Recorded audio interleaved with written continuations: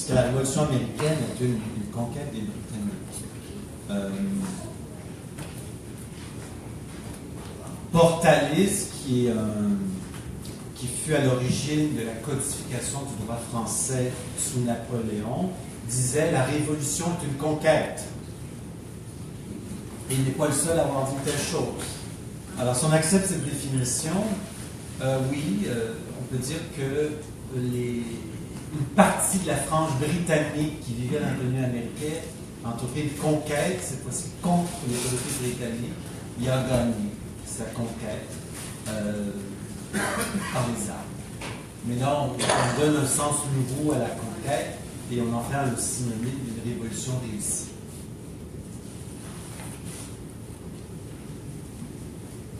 Madame.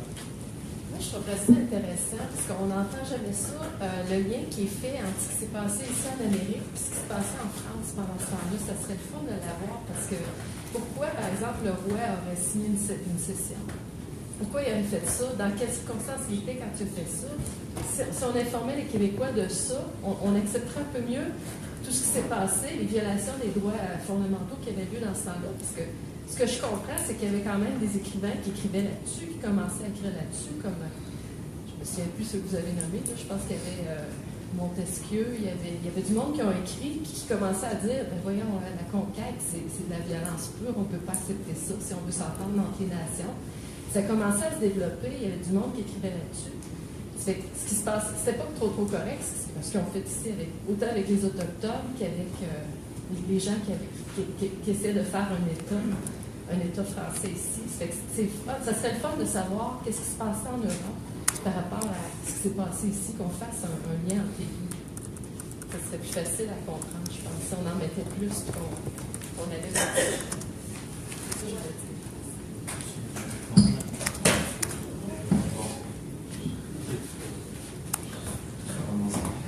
Au fond, il y a eu la conquête avec le traité de Paris et la France était à ce moment-là appauvrie. La marine, c'était vraiment les Britanniques qui avaient le contrôle des mers. La France avait plus les moyens de défendre sa colonie, quand on regarde ça. Et les Français, à ce moment-là, ont préféré le sud des Guadeloupe que ce que pouvait représenter le Canada. Donc, ils ont fait un choix. Qu'est-ce qu'ils veulent garder? C'est la Guadeloupe. Il y a eu un gros débat là-dessus à Londres, parce qu'il y avait aussi les intérêts commerciaux dans le sud. Donc, ça a été une bataille autour de la question du sud. Et c'est des intérêts économiques. Je ne pense pas que la question des personnes, ça a eu un gros impact. Là. Nous, on a été cédés, comme le reste, comme le territoire. On n'a pas eu une longue réflexion là-dessus.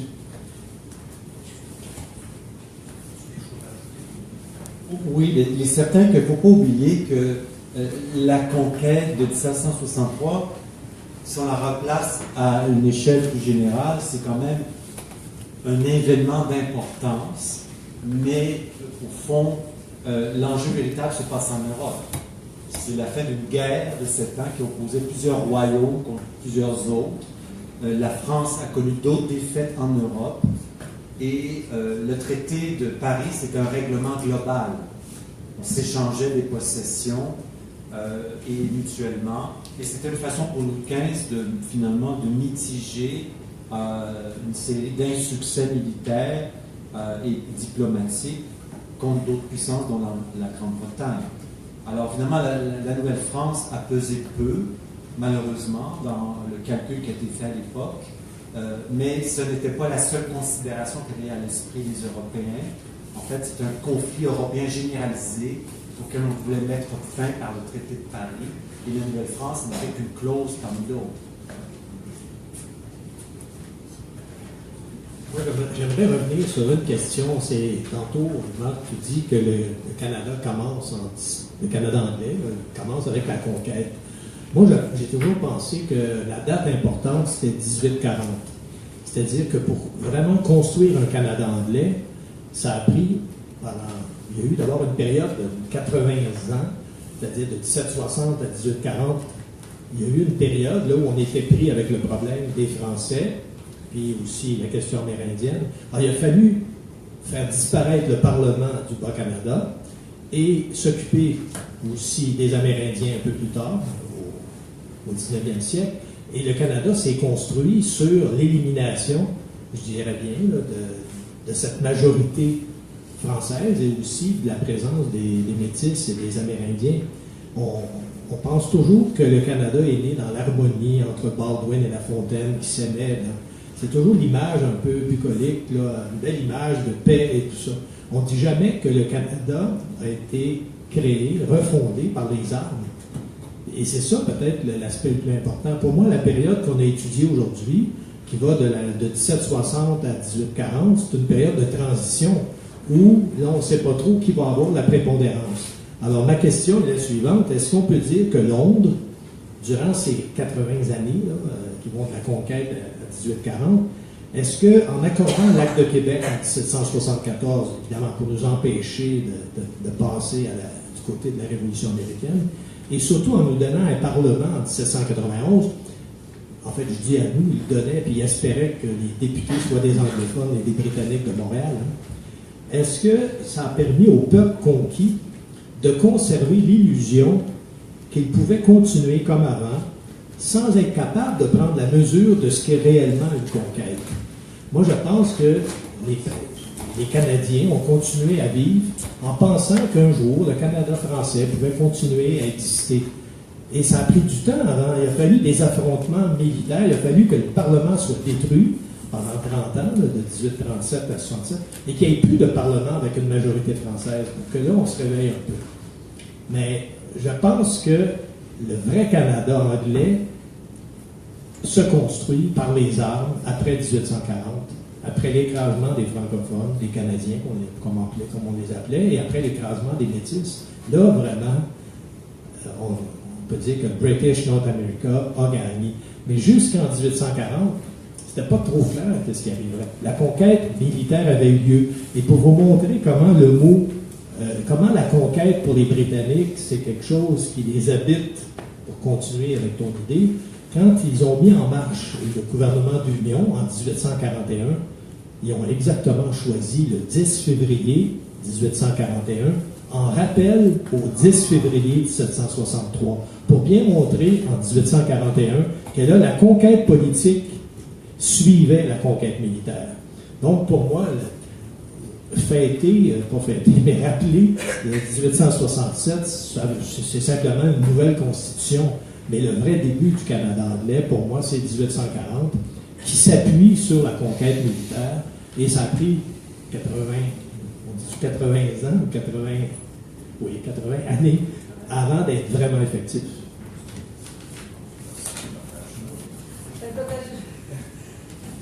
Peut-être juste dire, c'est ça, Maurice Séguin disait que la naissance du British North America, c'était le lendemain de la conquête. Je pense peut-être qu'on peut dire que c'est la naissance du Canada anglais en 1763, mais 1840, c'est vraiment le début du Canada anglais majoritaire, avant prépondérant dans le numérique et politique. On va prendre la question, peut-être, monsieur, on prend plus de temps. Je voudrais aller dans le même sens que madame. On n'entend pas si souvent le lien entre la France et la Nouvelle-France. Moi, je viens de lire une biographie de Jeanne Mance, puis ça m'a vraiment impressionné comment ça a été, Montréal a été bâti dans l'indifférence générale des pouvoirs étatiques en France.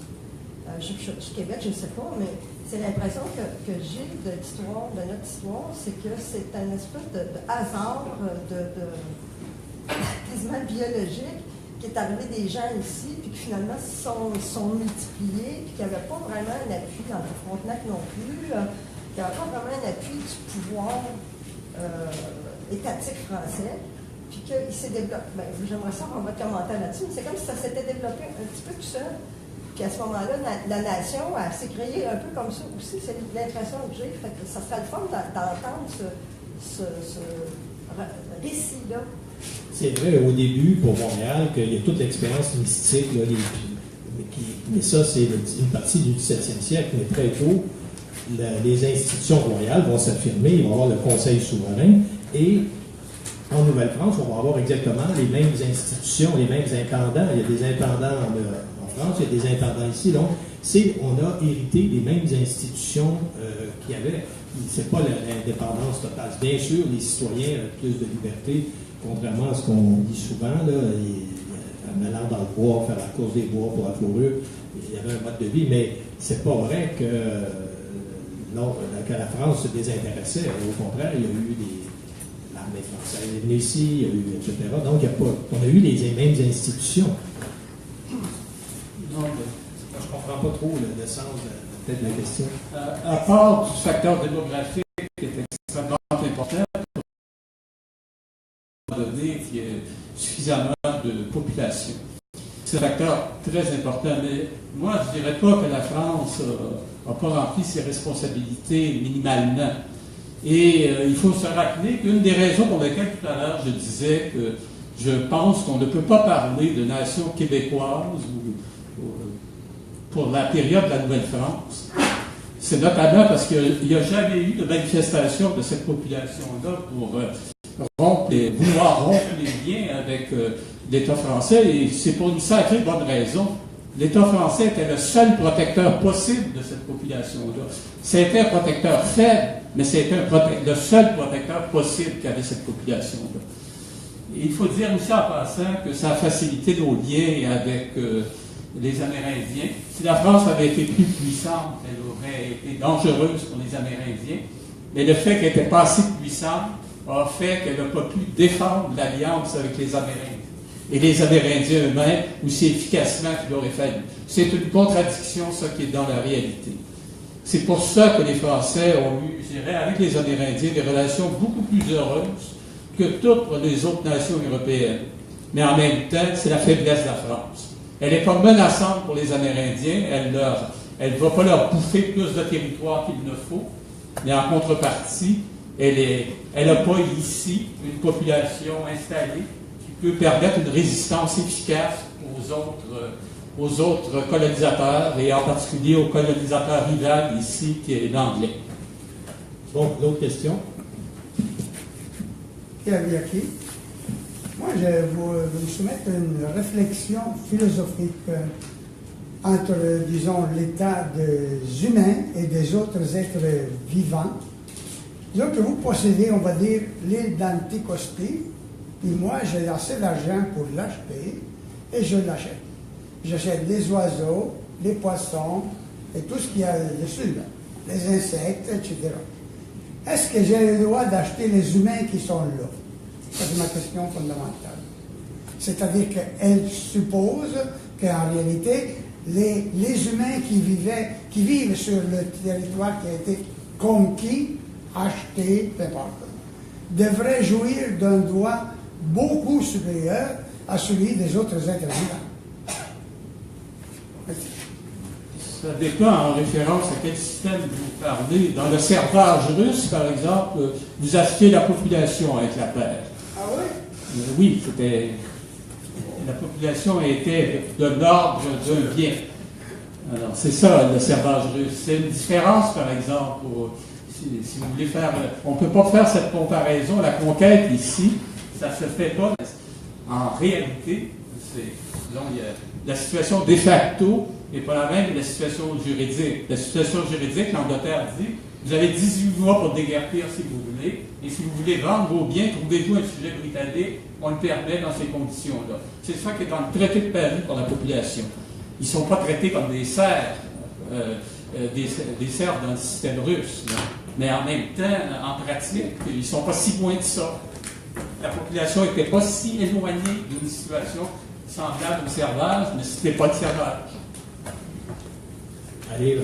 Bonjour, Marie Géraud. Concernant le 150e, est-ce que ce ne sera pas le rôle de... Je ne vais pas me voir pas. Concernant le 150e, est-ce que ce ne serait pas le rôle de votre organisme de rappeler à l'ordre la propagande actuelle qui se fait concernant la fête du Canada? Et non, alors que c'est la fête d'un papier qui a été signé. Parce que c'est ça, dans la mission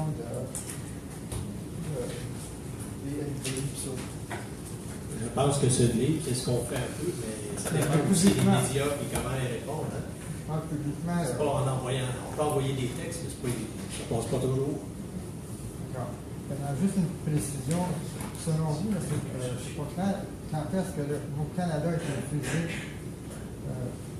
en premier? Par qui? Vous avez travaillé sur 1840. Vous êtes un des premiers Oui, à avoir publié dans les années 69 toute une étude sur le régime d'union. Est-ce que pour vous, le Canada commence avec le 1840 ou si déjà la conquête, j'aimerais ça avoir votre opinion là-dessus. En fait, ce que j'ai entendu ce soir, je suis un peu mêlé. Vous êtes mêlé? Mais votre opinion, vous en avez une depuis 40 ans là-dessus. Je présume que c'est quand on a commencé à parler du pouvoir Canada, peut-être, je ne sais pas.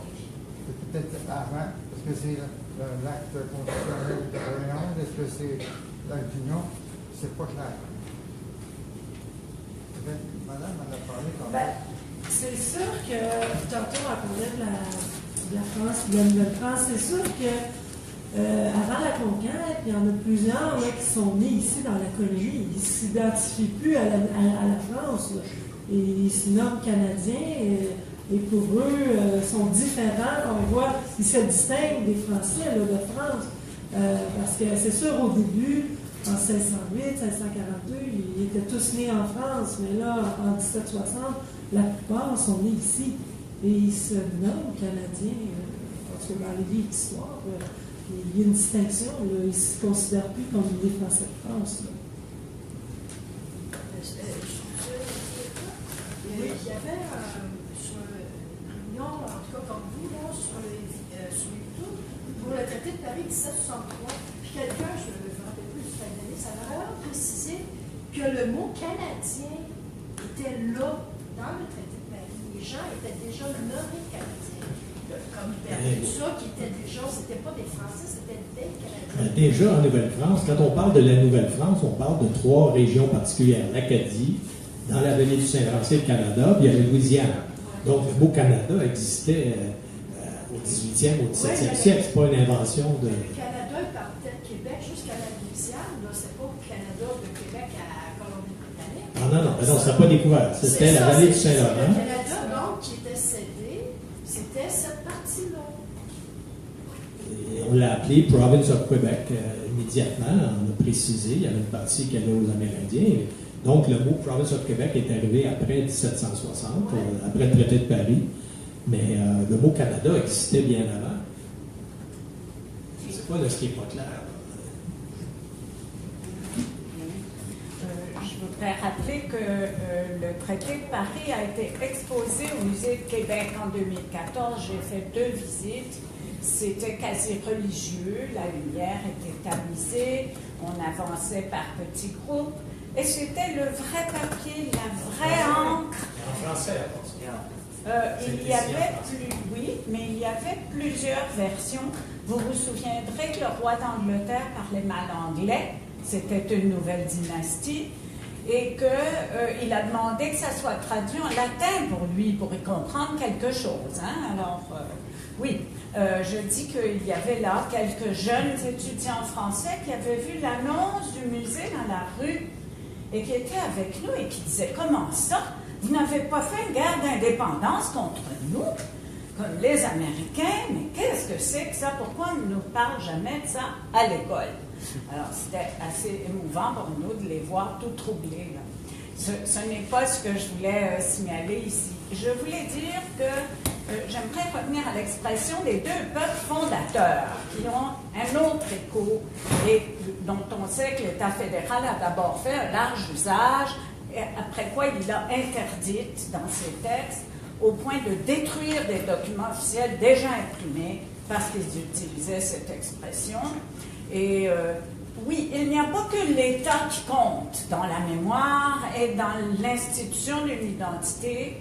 Le fait d'être justement, comment disait De Gaulle, cette partie du peuple français qui vit en Amérique, là, qui avait fait hurler Ottawa, eh bien, il y a là aussi le choix d'un attachement à un imaginaire, à une tradition, à des règles, à des lois, puisque nous avons conservé notre code, à une intuition de la justice qui est tout autre chose que le précédent accumulé de gros négociants de moutons, comme m'avaient été les gens qui avaient signé la Grande Charte, pour faire place à l'idée de droit romain et à l'idée de justice dans l'application des tribunaux et dans la rédaction des lois. Alors, oui, ma question est la suivante. Qu'advient-il dans ce que j'ai entendu ce soir de l'idée de deux peuples fondateurs que personnellement je récuse? Je pense qu'il n'y en a qu'un et que ce sont nos ancêtres. Et que les Anglos se sont fondés un État à eux selon leurs règles plus tard. Mais je n'appelle pas ça fondé, moi j'appelle ça transformé. Merci. En fait, la vraie question, c'est comment se fait-il que les conquis, qui étaient au départ des républicains dans le régime de 1837, des gens qui voulaient une république, comment ont-ils pu se transformer en monarchistes très loyaux à l'Angleterre? Ça, c'est la grande question, puis je pense que Marc a travaillé beaucoup. Par quel processus, donc, les Canadiens qui étaient combatifs et tout ça, on aboutit en 1867, puis là où les Canadiens sont les plus loyaux monarchistes, donc anti-républicains. Il faut se rappeler que dans les années 1775, quand il y a eu les Américains qui nous ont dit « Pourquoi vous ne faites pas la révolution comme 15e colonie, pourquoi vous ne vous soulevez pas en même temps? » Mais il ne faut pas oublier que l'Acte de Québec, ça leur a lié les prêtres et les curés, puis ils ont prêché le loyalisme. Et ça a marqué toute notre... Et quand on pense aussi qu'on a hérité, à partir de la Révolution française, et surtout après 1830 et 1848, de toutes les communautés religieuses ultra-conservatrices et monarchistes et royalistes et anti-républicaines. Alors, on peut se poser des questions aujourd'hui, pourquoi on n'est pas encore plus laïque, pourquoi on n'est pas encore plus républicain? Ben, il y a toute une histoire qui est là, qu'on n'explique pas souvent. Ben, ça, on ne la connaît pas. On ne connaît pas beaucoup tout le rôle, par exemple, des Américains qui sont venus ici à l'époque en nous disant ben, pourquoi vous ne vous soulevez pas? Il y en a quelques-uns, mais cet épisode-là est peu connu aussi. Pour suivre ce que vous dites, oui, justement, moi j'aurais aimé approfondir plus ce point-là de la participation du haut clergé avec ceux qui nous ont conquis, là, les Britanniques, mais vraiment dans l'esprit du tiers-ordre. Parce que le petit Canadien moyen, à ce moment-là, lui, il était devant le curé, puis si tu ne suivais pas, tu étais excommunié. Là, c'était toujours l'excommunion qui brandissait comme peur, et puis de soumettre à la monarchie, puis à l'Église, donc le tiers-ordre. Est-ce que vous avez quelqu'un, moi je ne suis pas très historienne, mais vraiment regarder cet aspect-là du tiers-ordre? Les trois ordres. Oui, l'Église n'a pas joué un rôle si important directement au fin 18e moment. L'Église va devenir beaucoup plus forte après 1840. C'est là qu'on va voir son influence. Si bien qu'au moment de la Confédération de 67, là, les 7 évêques sur 8 sont totalement derrière le Parti conservateur. Bourget hésite un peu parce qu'il était plus nationaliste. Puis il va finalement se rallier pour dire qu'il faut voter conservateur, parce qu'il n'y a jamais eu de référendum en 1867. Puis il n'y a même pas eu d'élection là-dessus, parce qu'on avait peur de la perdre, donc on n'a jamais eu d'appui du peuple. Bon, pour revenir au rôle des citoyens, ou comment appeler ça, je ne sais pas, c'est quoi exactement votre question, là? Le citoyen, c'est lui qui lit les gens, mais il y a toujours l'épée de Damoclès, c'est au-dessus du citoyen qui parle de l'Église, que si tu ne tranches pas dans le sens de la monarchie, tout ça, tu vas être excommunié. Moi, il me semble que j'ai entendu ça qu'après qu'il y a eu 1839-40, que les patriotes n'ont pas pu être enterrés dans les cimetières, des choses de même. Donc, il y avait déjà une peur qui était là ancrée. C'est sûr qu'au moment, à partir de 1800, après 1834, là, effectivement, l'Église va jouer un rôle de répression idéologique contre les patriotes révolutionnaires. Ouais. Et effectivement, ça commence. Mais au moment de la conquête, là, ça serait long à expliquer. Je ne sais pas par quel bout prendre ça. La grande période de l'Église dans l'histoire québécoise, c'est 1840-1940. C'est pas le régime français, même s'ils ont leur place dans la société française de la Nouvelle-France, c'est sûr. Mais disons, c'est pas la classe dominante là, sous le régime français, l'Église. C'est le pouvoir royal qui est essentiel au moment du régime français. Et la population, ce qu'elle en pense de l'Église, ben, ça a varié au fil de l'histoire québécoise. Et parfois, la population a été très montée contre l'Église. Évidemment, dans les années 30, elle suit plutôt la direction politique du Parti patriote plutôt que les recommandations de l'Église. Mais ça finit mal. Et ça ouvre la porte à l'Église pour dire, vous voyez bien que j'avais raison en prêchant, disons, d'être moins exalté, d'être moins rebelle. J'ai eu raison. Alors, pendant une période de l'histoire québécoise, l'Église va tirer un grand profit d'avoir eu raison. Et on peut dire que c'est pratiquement vrai objectivement. Elle a eu raison. Ça a mal tourné. Alors, peut-être une dernière question. Oui. Je voulais commenter une question précédente sur la notion de peuple. Le lien que je pourrais faire de la question du statut du Québec comme peuple fondateur est lié effectivement à la question de la conquête. Un des effets de la conquête, note Hugo Grotius, c'est qu'elle change à jamais l'identité du peuple conquis. Il dit même qu'un peuple conquis n'est plus le peuple qu'il avait été avant la conquête. La conquête dissout l'identité du peuple conquis et le conquérant peut en faire ce qu'il veut. Donc, et ça se reflète dans le langage du législateur britannique. Le passage que je vous ai lu de l'Acte de Québec peut paraître très généreux parce qu'il reconnaît qu'il y a une constitution stable, un système de loi, etc. Mais comment désigne-t-il les gens qui habitent la Nouvelle-France? Il n'emploie pas le terme de peuple, ni même celui de population ou de société. Il utilise un langage individualiste, comme l'État canadien va continuer de le faire par la suite. Il désigne 65 000 personnes. C'est comme ça qu'il désigne. Donc, on voit que le peuple de la Nouvelle-France disparaît. Le conquérant reconnaît qu'il a une constitution, un système de loi, mais le peuple disparaît. C'est le conquérant qui, lui, ensuite, en fait ce qu'il veut. Et je vous ferai remarquer que la question se pose encore aujourd'hui.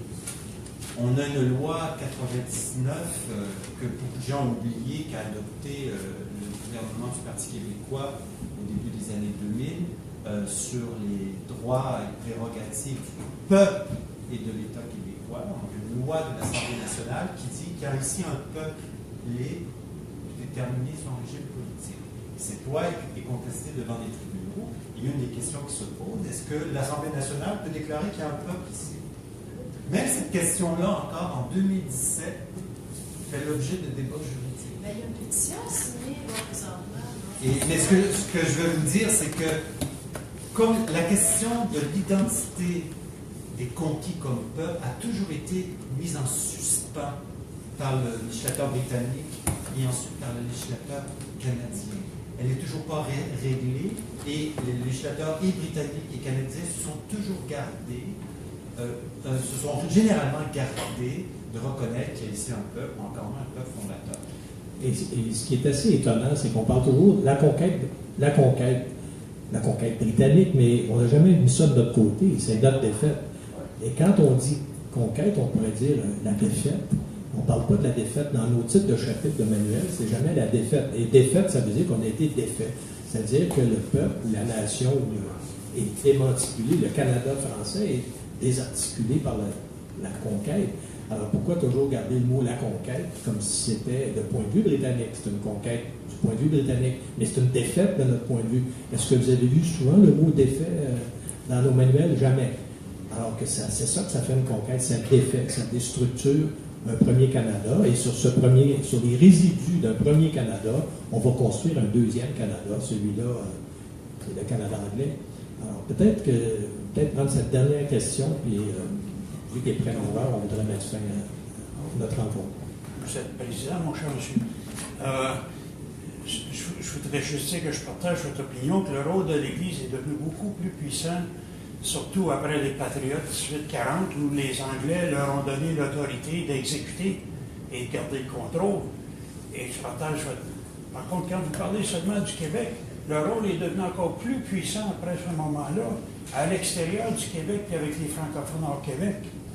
Les Acadiens ont un évêque à Moncton depuis à peine quelques décennies. Il relevait de l'évêque d'Halifax. Les évêques qu'on a fait venir, les typés catholiques et non anglicains, étaient des évêques catholiques irlandais et écossais et non des évêques francophones. Si on pense au Pontiac québécois, qui est très anglicisé, même s'ils sont d'origine francophone, la raison est très claire. On a institué le diocèse de Pembroke, au nord d'Ottawa, avec des évêques catholiques, anglophones, anglophiles surtout, qui les ont anglicisés.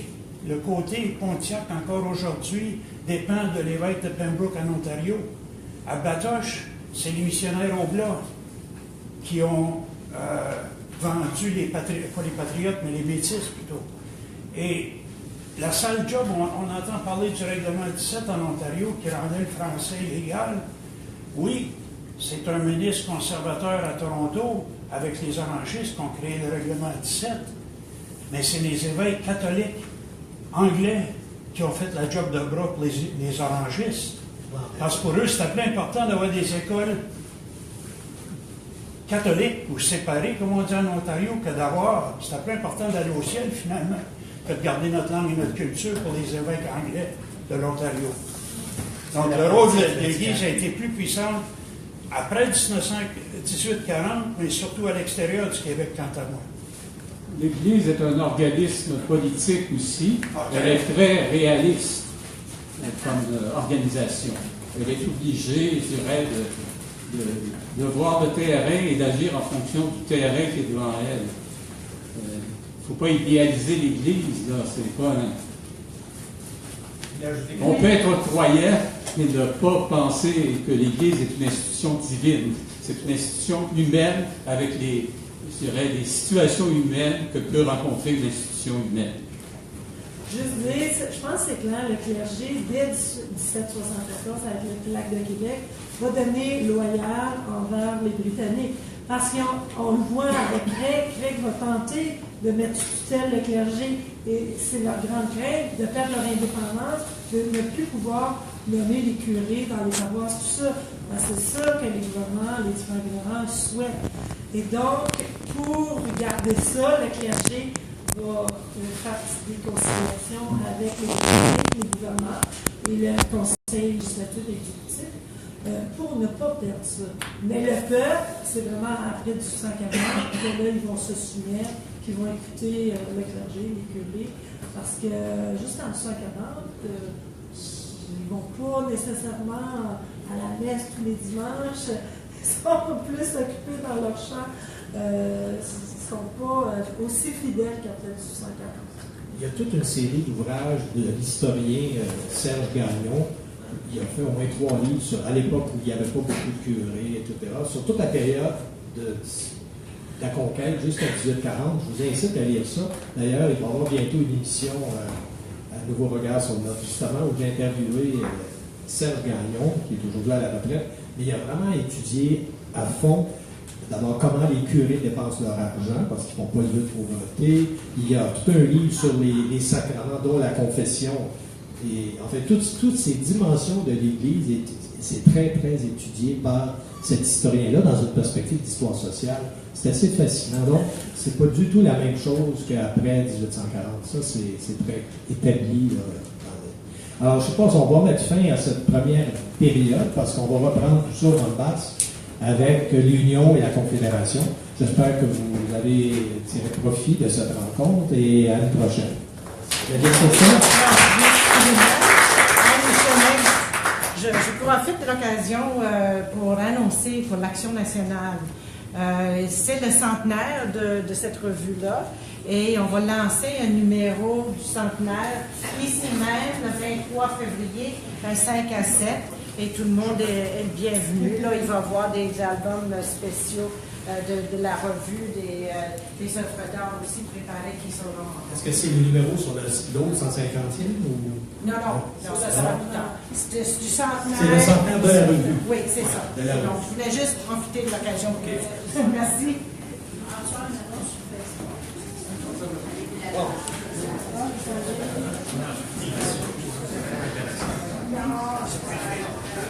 Vous avez pris ça de